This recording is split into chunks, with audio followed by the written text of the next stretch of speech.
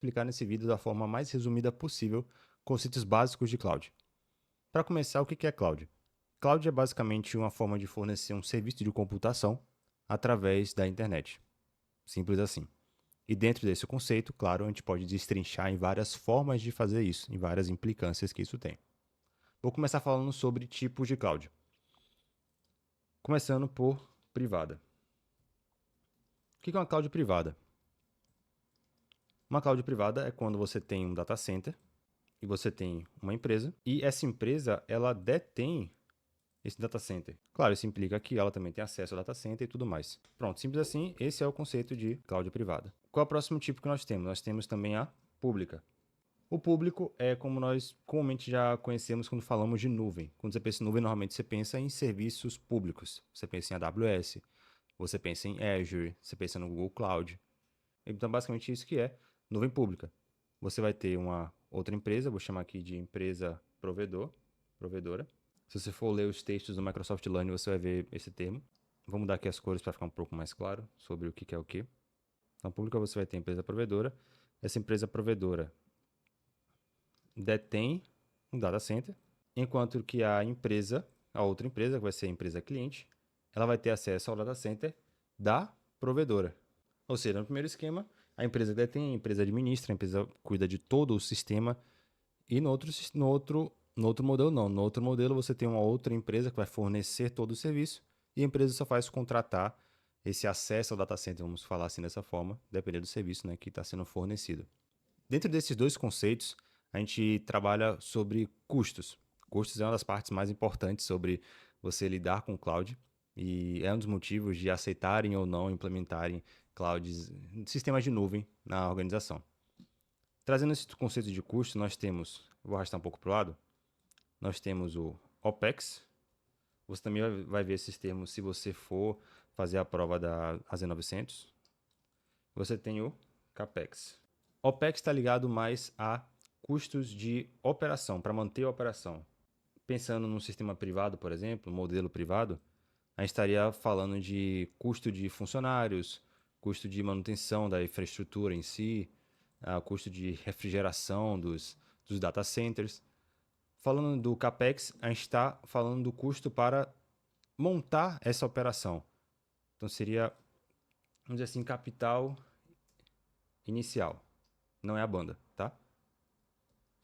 Piada de velho, desculpa. Pronto, seria o capital inicial para você montar a operação em si. Então você deve estar imaginando como é que é a relação do modelo privado e do modelo público, já pensando nesses conceitos de custo.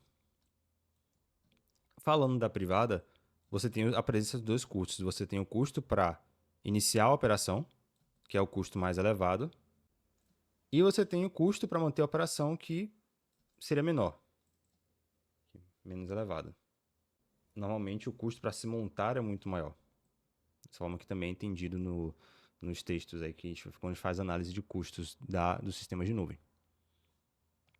Já no modelo público, nós não temos esse cara aqui, o custo de o capital inicial. Por quê?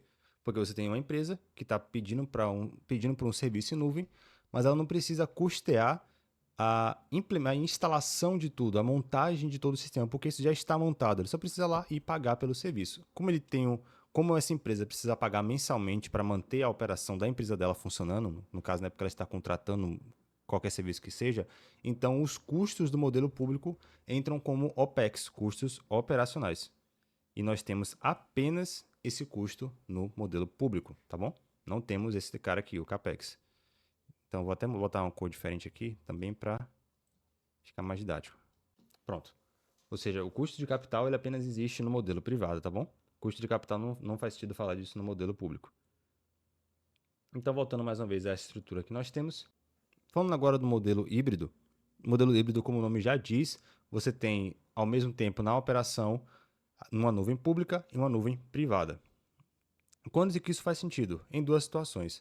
Quando a empresa está em processo de migração dos seus serviços ou dados para a nuvem pública, e normalmente essas são operações que têm muitos serviços ou muitos dados, então isso acontece aos poucos.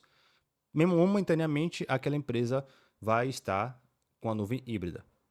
Ou também pode ser necessário em momentos que a operação da empresa ter aí uma grande demanda e precisa aumentar seus recursos de forma muito rápida. Então faz sentido você pegar partes do seu serviço ali, do seu sistema e colocar na nuvem pública, porque essa é uma das vantagens da nuvem, que isso vai ser falado com mais detalhes no próximo vídeo.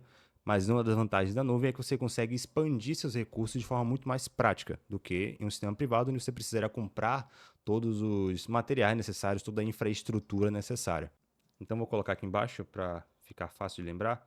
Híbrido, nós temos duas situações: expansão de recursos ou migração. São esses os dois momentos que faz sentido você falar de sistemas híbridos de nuvem. Um terceiro caso que o modelo híbrido faz sentido falar, que eu quase esqueci de mencionar, é quando você quer tratar de segurança. Sim, o híbrido também pode ser pensado na questão de segurança. O que acontece? Por exemplo, você não quer ter todos os seus serviços na nuvem pública, então você coloca alguns lá e mantém alguns na privada.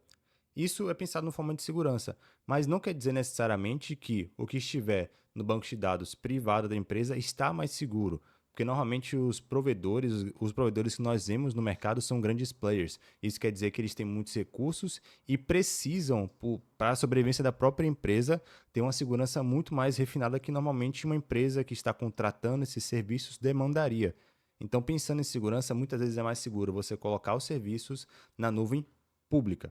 Mas fica aí uma estratégia que uma empresa poderia pensar, pensando em segurança também, adicionando aí esse modelo híbrido na sua operação. E por fim, mas não menos importante, nós também temos o multi-cloud. O nome já sugere, é simplesmente você ter mais de um fornecedor, mais de um provedor para a mesma empresa.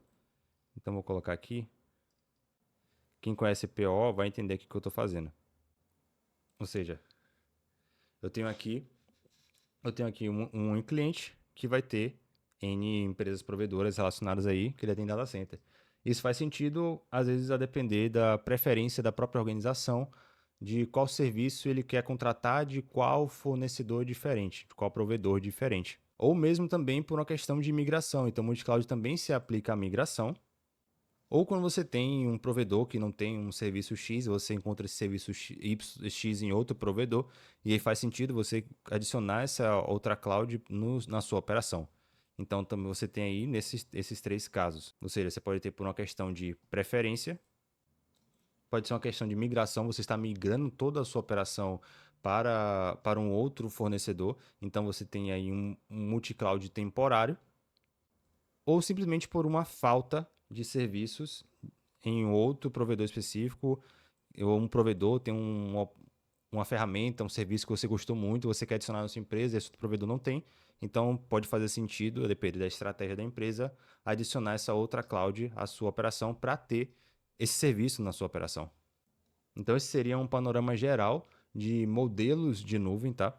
Não esqueça de deixar nos comentários o que você achou, críticas construtivas, sugestões, fique à vontade. Se você gostou do vídeo, não esqueça de deixar o like e se inscrever no canal para acompanhar os próximos vídeos educativos que nós vamos estar lançando. Um forte abraço!